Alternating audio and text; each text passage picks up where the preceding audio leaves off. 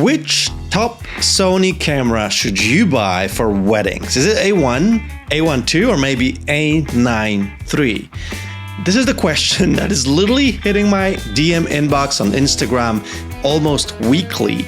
And in this video, I'm going to simply break this down for you so you can make the right decision and I can send it to the people that are asking me the question. Today, I'm only talking about these three top dog cameras, so A1, A9 III, and A1 II. All of them are in the budget between $5,000 and $6,500, and I'm not going down to A7 models, A7R5 or A7 IV, which I think are totally suitable for weddings, even starting with good old A7 III. But yeah, not today. Today I want to answer for those of you like my friend Wojtek, who shot dual A9, then A9 III setup for years, and literally he texted me 2 days ago, "Hey Magic, you're the best, I love your videos, tell me where I go next with my cameras." And he can't go down to A7 series because he's used to silent shutter and the speed of A9 II. So the only choice for a photographer like Wojtek is either go for the next version of his A9, so A9 III, or going up to A1 or A1 II. So let's talk.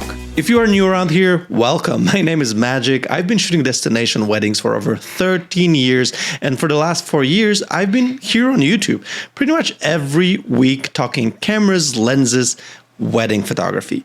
Subscribe. Seriously, click now, subscribe, and you'll see more of my face in the future in your feed talking cameras and weddings. I personally have shot all of these cameras. A9 III is my current setup. I own 2 of these since April last year. I've had multiple videos on this and I've shot multiple weddings on this camera.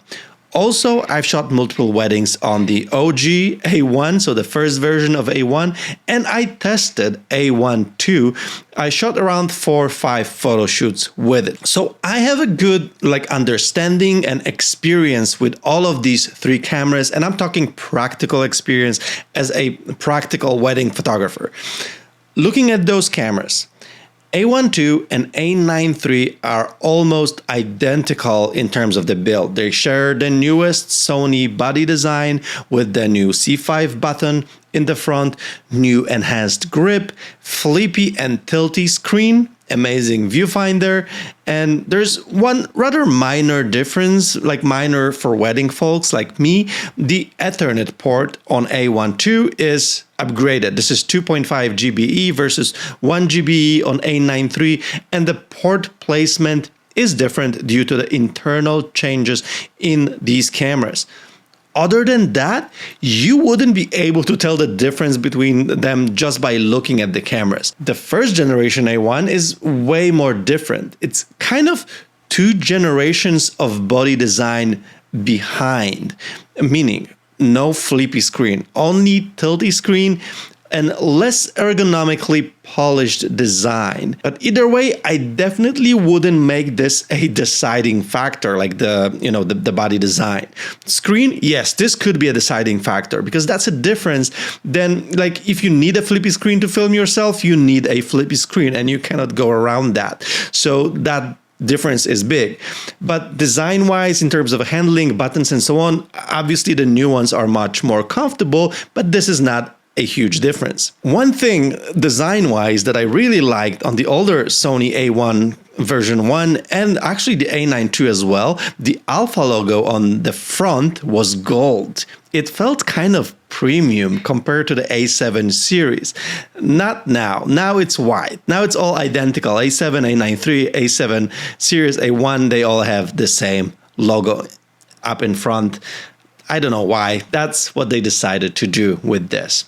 But the biggest deciding factor between A1 series and A9 III is definitely going to be what these cameras are capable of.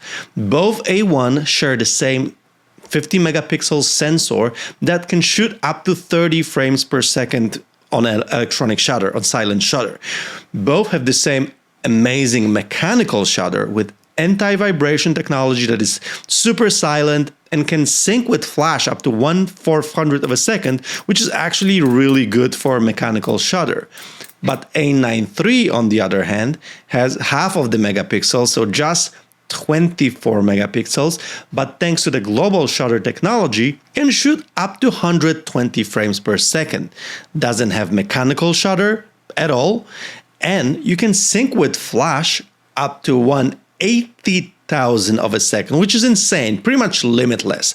But what does that mean, and how useful is that for the actual wedding photography, so for our actual job? I'm going to break this down for you. I'm going to break down the difference between A1 series and A9 series, and then I'm going to talk about A1 versus A1 II. So like I'm going to break the big difference, like a series difference, and then I'm going to do like generation difference between A1 and A1 II for those of you wanting to go with A1.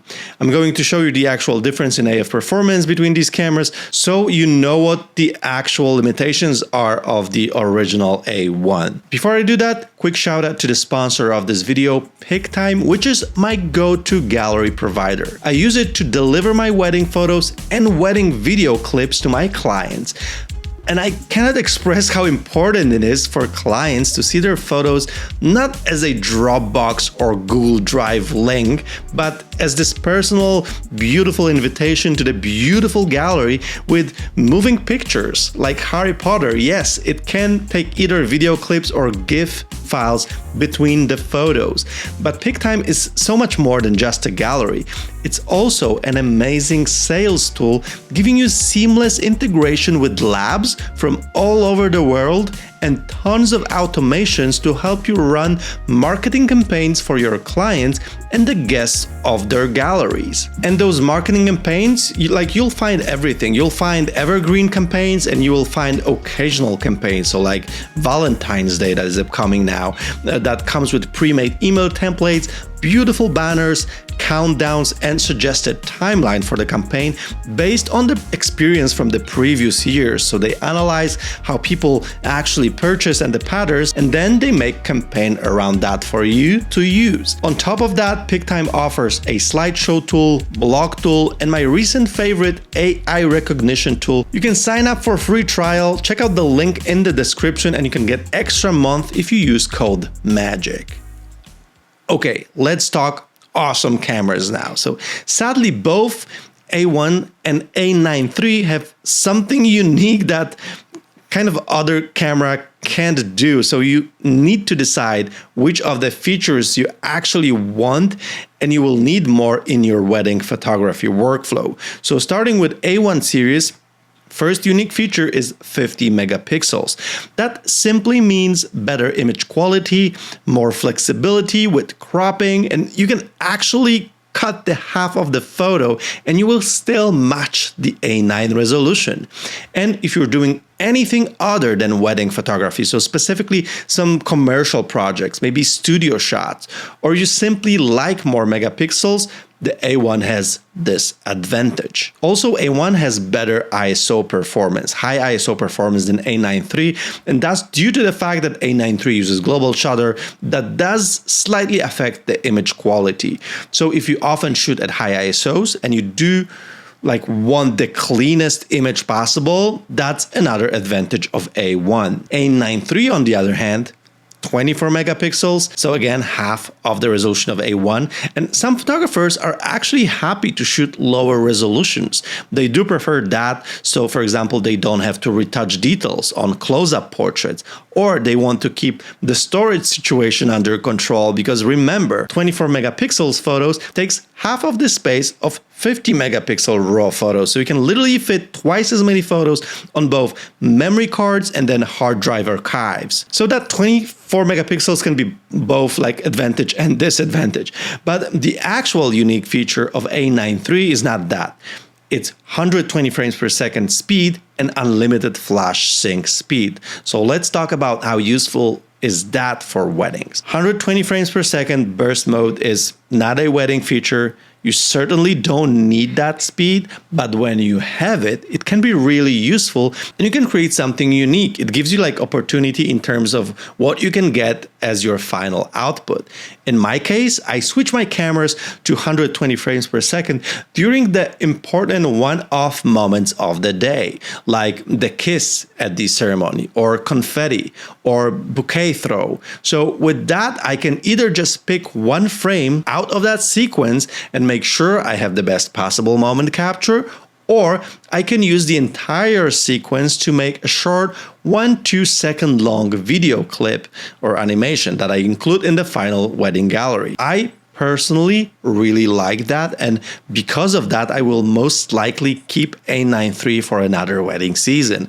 But comparing that to A1, A1 has 30 frames per second, so you can kind of do that as well. You can also create movie-like animation. It's just not going to be as fast and cool looking, because when I shoot with 120 frames per second, the output sequence will be played at 30 frames per second. So that makes it 4 times slow motion. So that creates this like really interesting look. And if you shoot A1's 30 frames per second, you need to play it in real time, which is also cool, but not as cool. So you decide whether 120 frames per second is a feature you really want. The flash sync speed, on the other hand, I feel like this is way more useful for weddings, specifically if you're after this modern style of using flash a lot during bright sunny days, for example. Usually when shooting under, let's say, noon sun, you need to crank up your aperture to kill the ambient light when limited to a sync speed of your camera, which is often as low as 1/250 of a second. Because you need to crank your aperture up, you need to use a lot of power on your flash, meaning long recycle times and draining your battery really fast. With A9 III, you can sync up to 1/80,000 of a second. So you can sync at 1/4000 of a second, you can sync at 1/8000 of a second, and shoot with much less flash power at all times. And this is big. If you know what I'm talking about, your experience shooting high power flash outdoors, you know how important and helpful this feature is for you. And to be honest, that's pretty much it. Other than that, both of these systems are flawless in terms of performance and operations. Especially A1 II and A9 III. For me, experience of shooting these cameras, the performance is exactly the same. So the decision comes down to megapixels, cleaner image at higher ISO, those are A1 advantages, or 120 frames per second and unlimited flash sync speed, and that's A9 III. I personally think that A1 is an overall better choice for most photographers. But then again, if you need A9 III, you know you need it. You know you'd benefit from that flash sync. You know you can use that 120 frames per second. And then vice versa, if you need megapixels, you know you need megapixels. If you like clean image, you know you like clean image and you have to go with A1. And then the last decision is which A1 should you get, version 1 or version 2. And here, first difference comes to the mentioned before body design. A1 II comes with a newer design, but the biggest difference here in design is going to be that screen. So if you need it to flip, you gotta go with A2. Then image quality difference. While both of these cameras share the same sensor, the A1 II has actually improved higher ISO performance. So the noise control is better thanks to that processing unit and the AI chip that is in that camera. The AI chip also helps with better auto-white balance. So there are differences here, but the image quality difference per se is not huge. It's there, but it's not huge. But then performance and the features, the new features, is where A1 II actually takes the lead.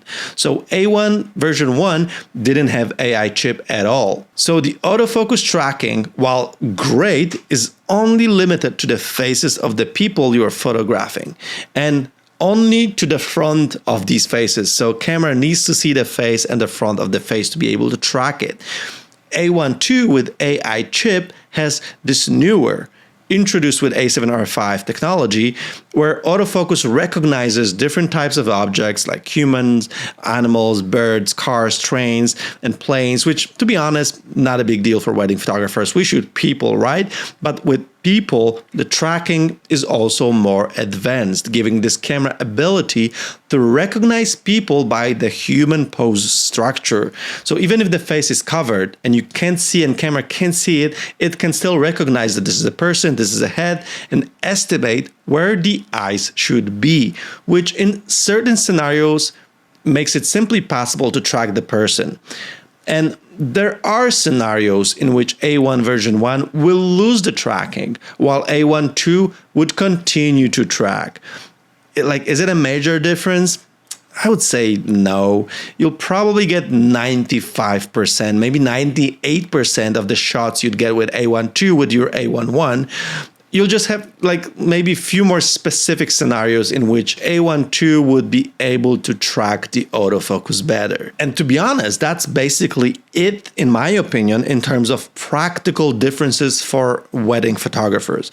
If you look at the spec sheet and the difference, you will also see better stabilization on the new model, pre-capture, auto framing, LUT import, and dynamic stabilization option for video folks, maybe a few more features, but again, these are not practical wedding photography features. For weddings, it comes down to the screen and that AI tracking performance. At the current US dollar prices for brand new units, we're looking at $5,000 for A1, $6,000 for A9 III, and $6,500 for A1 II.